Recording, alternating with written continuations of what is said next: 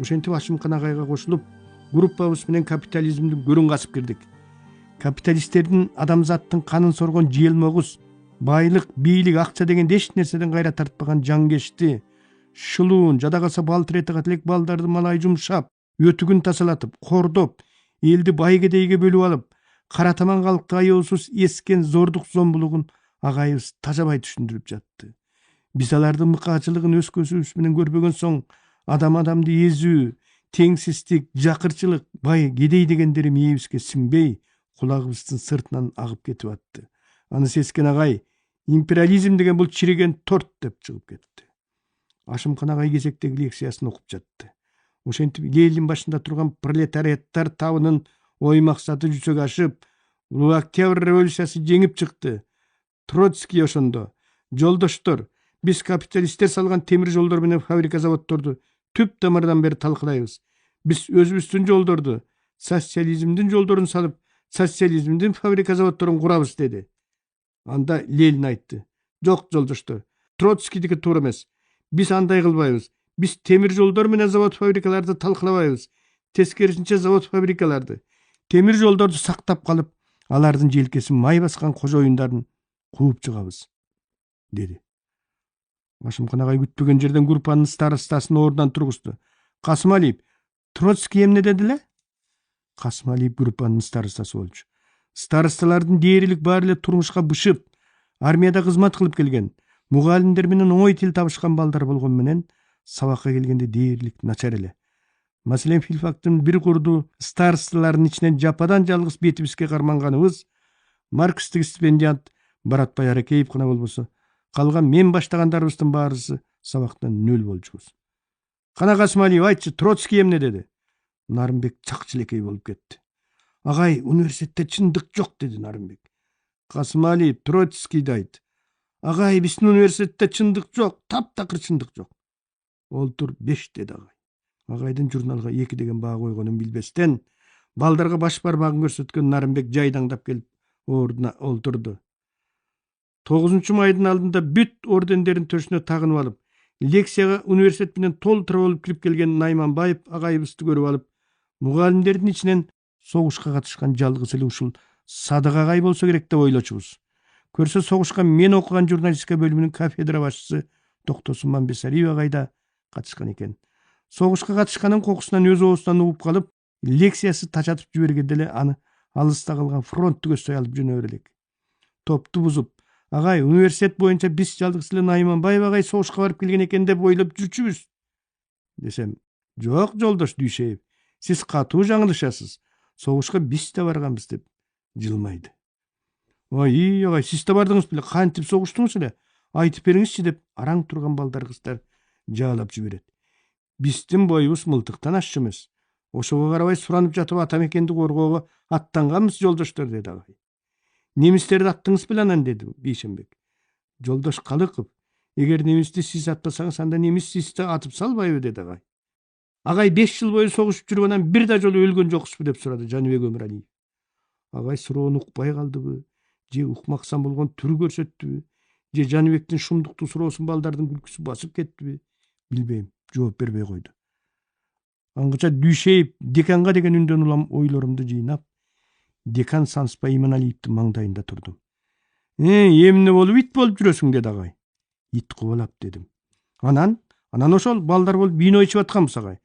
Анан эле кайдан жайдан мотоциклчен милициячыга калып, ит мити менен мени кубалап жөнөдү. Кармап алдым, анан качып кутулдум. Аббали, кайдан иштиң эле? Профилакторийдин алдынан. Муну угаар менен Сансызбай агай бети арысын алып чыгып мурдуна такап, бырышып-тырышып туруп толтура бир бышкырып алды да, туталанып, жини келип, акмак атаңдын оозуга, деп чыдай албай кетти. Акмак атаңдын оозуга. Профилакторийдин алдынан да киччеби? Кудайды бир карасаң болбойбу? Мындай бир милиция көрбөгөн, аңчөнөк таап алып ичсең өлөт белең. Анан да дардайып, профилакторийдин алдына жатып алып ичет деген эмне шумдук? Балячкир. Ал жерден ичкениңди милиция эмес, мен көрсөм деле кубалап жөнөмөкмүн, деп күпүлдөп кое берди агайым. Иче калып эле кетип калабыз деп ойлогонбуз. Канча иштиңер эле? 2 бөтөлкөнүн бири түгөнгөндө келип калды агай. Кечиги жок. Бири ичилбеген бойдон калдыбы анан? Жок дегенде баарын ичкенден кийин кубаласың эмне? Мына эме анайынан окуудан кубаланган турасың. Агайдын балекетин аласыңбы? Зап кафедран күндө келе берип тажатты. Мына жазганы. Агай окуп кирди. Жолдош Дүйшеев Кыргызстандын жогорку окуу жайларынын флагманы болгон университеттин аброюна көө жапты. Коммунисттик идеяларга жат турушу менен студент деген ыйык наамды булгады. Мындан ары бул өңдүү моралдык жактан мандемдүү гражданиндин советтик студенттердин катарында билим алууга акысы жок деп эсептейбиз. Жолдош Дүйшеевди окуудан чыгаруу маселесин чечип берүү жагын деканаттан сурайбыз деп колу коюлуп, аты жөнү кызмат даражасы жазылыптыр. Жүрү Акматовго. Тактырың эми ошол жерден чечилет деп агай мени Акматовго ээрчитип жөнөдү. Көз алдыма 3 күн мурдагы окуя тартылды. Акыркы стаканды алып жиберерим менен эле качтык. Милиция деген үндөн улам татырактап качып жөнөгөнүм эсимде. Мектепте окуп жүргөндө жеңил атлетикага катышып, ас жерден чуркоодон район боюнча чемпион боло жастаганымдын пайдасын көрө эле келем, ошондо көрдүм. Кыргыз милициясынын немис итине карагандатпай чымын кыйын болуп сызып бараттым. Ошондо кокусунан бир жак туфлийимдин боосу үзүлүп кетпегенде сөзсүз кутулуп кетет элем. Жатаканага 10 чакты кадам калганда бурчта өсүп турган тыттырактын оң жагындагы аракка барып жыгылдым. Ит келип басып калды. Кыймылдайын десем эле оозун ачат. Өөдү болоюн десем эле ырылдап кое берет. Анан ээси жетип жибин тартып, мен ордумдан турдум. Турсам жатакананын миң сандаган терезелеринен баштары чыккан балдар кыздар көздөрүн албай мени тиктеп турган экен. Ит эле болдум дедим ичимден. Топтошо калган студент балдар дароо жылан толгоого салып, мени милиция менен итке жолотпой, шакектей ороп, айлампага алып олтуруп жатакананын оозуна келгенде каш шаке дешти. Учкан бойдон экинчи кабаттагы карыбектердикине кирип барып, шым көйнөгүмдү алмаштырдым да терезеден секирип түшүп, инфаркттын жатаканасына көздөй басып кеттим. Милициянын жогорку кабатты көздөй дүпүрөп чуркап бараткан дабышы угулуп кала берди. Итке кубаланган атагым факультетке дүңдөй түшүп, анча-мынча аброюмдун ойрону чыгып, кочкорлук бир кыз менен сүйлөшсөм деп жүргөн кыялым күмжан болуп кыйрады. Мени ит кубалаган окуя деле акырындап унутулуп калат беле. Бирок баканооз бирөөлөр кафедра башчысына шыбырап барган экен. 3 күндөн кийин мени окуудан чыгаруу тууралуу маселе коюлду. Акматов деген университеттин профсоюз комитетинин төрагасы экенин анын кабинетиндеги жазуудан улам билдим. Кирип олтураарыбыз менен эле Саныспай агайым бугуу тумшук башына түк чыкканы оозуна кылайып бирдем албаган эме. Ошол күнү сааттай болуп, профилакторийден чыга калса 2 мас газонду тепсеп, тайраңдап ичкилик ичип олтурган экен дейт. Ошолорду тартипке чакырам деп барып, өзү милицияга кабылып калып атпайбы шороң дурайын деп сүйлөп кирди. Акматов жазмаңдай, узун бойлуу, келбеттүү киши эле. Анда эмне себептен милиция ошол ичип олтурган мастарды кубалабай сизди кубалап жүрөт деп мага кайрылды. Мен мастарды тургузуп жиберип басып кеткен элем десем эле Саныспай агайым. Мастардын карматпай качып кеткенине ызасы келген милиция итин буга тукуруп жатпайбы? Анан айбан эме масы ким, соосу ким ылгамак беле деди. Окуусу кандай деди Акматов. Отличник, староста, Дубалгестин редактору, активист, чымыны бар, китеп чыгарам деп жүрөт деп агайым базарга сата турган койдой мени мактап жиберди. А болуптур, бара бергиле деди КМУнун правкомунун төрагасы. Биз сыртка чыктык. Ыраазылыгымды кантип билдиреримди билбей, айдап жиберген күндө эле менден университеттин кылыгы ишайбай турганына карабастан окуудан чыгартпай алып калган Саныспай агайымдын жакшылыгына жете албай барбалаңдап, экөөбүз эки жерде менин астыра тамекимди чегип турдук. Ошентип эс тарткандан тартып эле эч бир эрежеге сыйып жашай албаган менин рельстен чыгып кеткен вагонго окшоп, батинкемден чыгып кеткен күндөрүм көп эле болду. Филфактын майып кыздарын көрсөм эле аяп, бир жакшылык кылгым келип жөн тура албай, акчалуу боло калсам эле чөнтөгүм кычышып, конфет сатып бере салып, эригип турган кезимде колумдагы саатымды билегине байлай салып, эртеси кайра ала албай Нуралыны убара кылган күндөрүм да билинбей артта калды. Биз бүтүп кетерге аз калганда Филфактын аренасында Кубан Бекботоев деген жаңы герой пайда болду. Саныспай агайды такай Филфактын өсөм деп максат кылган активист студенттери жандап, коштоп жүрө берели. Ошолордун коштоосунда чыгып келаткан Саныспай агайдын так алдына боорунда милиция деген жазуусу бар көмкө машина келип токтоп, ал эмне үчүн келгенин түшүнө электе эле арткы эшиги шарак ачылып, ичинен топ этип жыңайлап Кубан секирип түштү жерге. Түшүп эле айланып кетейин агайбай, ушунча да издетесизби? Истеп жүрүп эртеден бери суй жыгылдым. Жатаканага барам, жоксуз. Главный корпуска барам, жоксуз. Анан Бекботоев деген кайдагы бир студенти милицияга түшүп калса, аттуу баштуу филфактын деканы ошол байкушту чыгарып алганга жарабаптыр деп коомчулукка бөөдө сизди шерменде кылып албайын, кокус сабакта болуп жүрбөсүн деп түз эле милицияны бияка айдатып келдим. 15 сом берип мени бошотуп алыңыз агай. Стипендиям тиери менен берем. Бербесем майнеке болоюн деп бакылдап жиберди. Оозу менен орогурган атаңдын оозуга деди да. Саныспай агай төш чөнтөгүнө колун салып 15 сомду санап милицияга сунду. Кубанды калтырып жөнөп кетти. Ал кезде милиция бөлүмдөрүндө медвытрезвитель дегендер иштечү. Мас болуп түшкөндөрдү алып барып соолуктуруп 15 сом штраф салып, иштеген же окуган жерине кабарлап, мас болуп түштү деген кат жөнөтүп, 15 сом төлөй албагандарын 15 суткага чейин кесип жиберчү. Медвытрезвительге түшүп, анысы билинип калган студенттерди кээде окуудан айдап тасалар эле. Мен да бир жолу түнөп чыккам. Ошол Кубан окуу корпусунун алдынан жолукту. Алматыга жоголуп кетип, бир айдан кийин келген кези болчу. Бир аска жок боло түшсө мугалимдер тим эле карызга батырып жибериптир. Болгондо да 11 сабактан карыз экенмин. Агайларымдын тынчын алып, алардын алтындай убактыларын коротуп, мага баа коюп бересизби деп кайсы бетим менен уялбай суранып барат элем.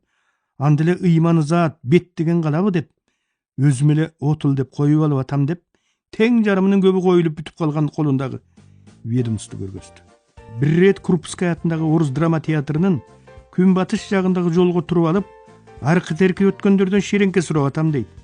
Сааттай болуп эч кимде шеренке чыкпай койгондон, күйүп турган түбөлүк отту көрө коюп сүйүнүп кетип, ушундан не күйгүсүп ала коеюнчу көрүнгөндө шеренке сурабай деп, сойлоп барып тамеки күйгүсүп атсам, милиция келип шийрагымдан сүйрөп кетип, анан чыр чатакты сүйбөгөн жаным, мынча болду эми бир түнөп келе коеюн.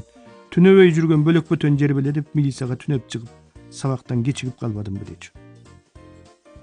Ошол жылдары темир жол вокзалындагы Михаил Васильевич Фрунзенин эстелигине шааты жолоп коюп, жууп тазалап, жаңыртып сырдап, кайсыл бир майрамга карата даярдык көрүп жаткан учуру болчу. Кубан ошондо бүтүндөй университетти дуу кылган окуясын мага минтип айтып берген эле. Кудай албаган кишинин баспаган жери, жатпаган төрү, каспаган көрү калбайт тура Шакебай. Ал жака темсилеп каяктан барып калганымды билбейм. Вокзалдын буфетинен чыга калсам эле айыгырын атырылтып, алдымда Михаил Васильевичтин өзү келатат. Апакебай, колунда кылычы жалаңдайт. Кудай албаган Бекботоев, убадан гана акмак. Тяншандын каза картасын сүрүн жедирем дегениң эсиңден чыгып кеттиби? Күсабир. Качан көрсөм эле темселеп ушул жерде жүрөсүң. Ичкен пиваңдын согун менин түбүмө төгүп коюп, башыңды кыячабайын биттин баласы деп эле качырып келатат айлан. Анан кантип жетип, кантип шааты менен чуркап чыгып, артына кантип барып учкашып калганымды билбейм. Белинен сыга кучактап алып, кеттик Михаил Васильевич, кеттик нарынга, кеттик биздикине, Тяншандын казы картасына деп кыйкырып жатыпмын. Бир маалда карасам, милиция тегеректеп калыптыр. Бекботоев түшкүнүң дейт. Мен Бекботоев эмесмин, кароолчумун, түшпөйм. Бекботоевди истесеңер тиякта буфетте олтурат дедим. Бекботоев, сени биз катыныбыздан жакшы тааныйбыз. Сыйың менен түш дейт. Көрсө баары эле өзүмдүн тааныш милицияларым экен. Алдап соологанга болбой калды. Анан күч тең болбогондуктан багынып колго түшүп бердим деген эле. Филфактын комсомол комитетинин ошол кездеги секретары Жусуп Алсейитов минтип эскерет. Саныспай агай чалат. Эмне болду агай десем, кеттик баяга таңдын оозу кырайындагы түрмөгө түшүп калыптыр, чыгарып келели дейт. Барсак күлүңдөп Кубан олтурат. Ит, эмне олтурасың мында дейди агай. Жөн жайлуу олтурам агай. Милициялар алып кетерди айттым, жакшы эле. Силер жаман экенсиңер. Кармаарын кармап алып агайга айтып коет экенсиңер. Минтип айтып кое берсеңер экинчи келбей коем десем, эми мындан ары айтпайбыз деп касам ичип, убада берип кол алышкандан кол кудайдын мөөрү эмеспи. Кол алышып алып барбай койсом жигиттик болбос. Анын үстүнө Саныспай агай, кол алышкандан кийин жигит болсоңор дайыма айткан убадаңарда бекем тургула деп окутпады беле деп келе бердим агай деп жылмайып коет. Саныспай агайдын күйбөгөн жери күл болуп кетти. Агай ушинтип Кубанды милициядан канча рет алып чыкпады. Биз да акыры Кой таштагы аскер бөлүгүндө сбордо болуп, көп өтпөй окуу жайын бүтүрүп, турмуштун дайрасына түштүк да туш тарапка агып кеттик. Мен облустук Нарын правдасы гезитине кабарчы болуп орноштум. 5 жыл бою куралданган кургак теориялардын күйүүсү менен обул редакциянын эскире берип таш болуп катып калган турмушун реформалап жиберчүдөй жалбырттап барган дымагымдын оту алакандай нарынды жалаң мансаптуулар мыкчып алып, ырыстуу дегендердин баарын өздөрү билип, кие турган кийимиң, жей турган этиң, жада калса окуй турган китебиңе дейре атайын талоонун киргизип, обкомдун талоонусуз жылтыраган эчтеке сатып ала албай калган куюу бузук заманынын дубалын бир сүзгөндөн кийин өзүнөн өзү өчүп жок болду. Ошондой күндөрдүн биринде күтпөгөн жерден Кубан жолукту. О Кудай урган, сен кайдан десем, нарынга келгем, иштеп атам дейт. Окуңчу? Окууну таштадым, болбой калды. Каерде иштеп атасың анан? Облустук вычислительный центрда инженер болуп. Кантип тааныш менен орношуп алдым. Эч ким адистигимди сураган жок. Качан кууп жиберер экен деп жүрөгүм түшүп жүргөн кезим. Бир жолу машина бузулуп калды. Оңдоп бериңиз деп ошол жерде иштеген кыздар кайрылды.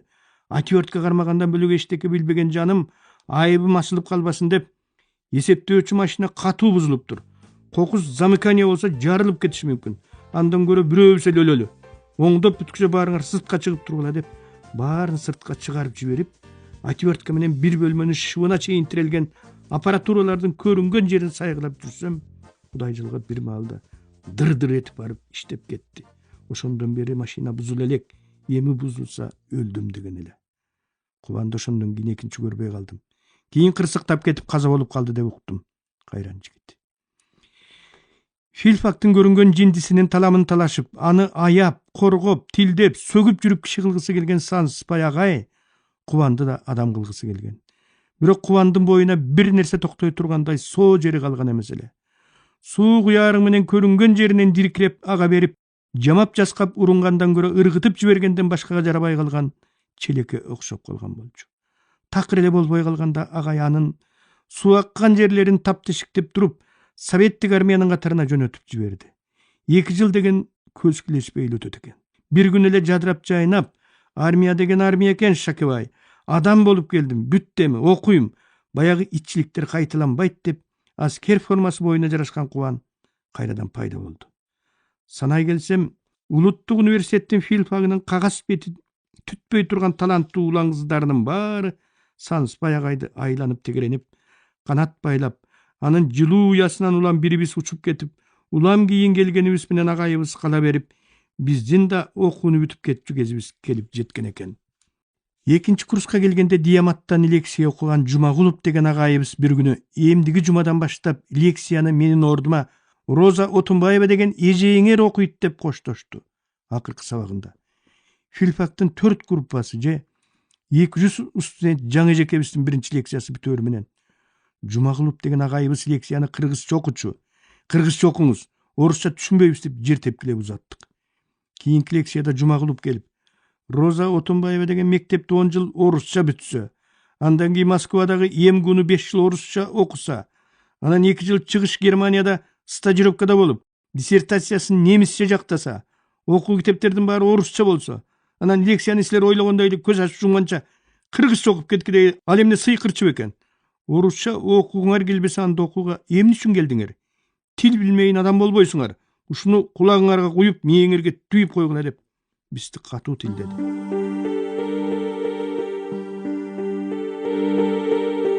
Сиздер, урматтуу радио угуучулар, Кыргыз Республикасынын эл акыны, Токтогул атындагы мамлекеттик сыйлыктын лауреаты Шайлообек Дүйшеевдин Агындылар аттуу китебинен автордун көркөм окуусунда улантып уктуңуздар.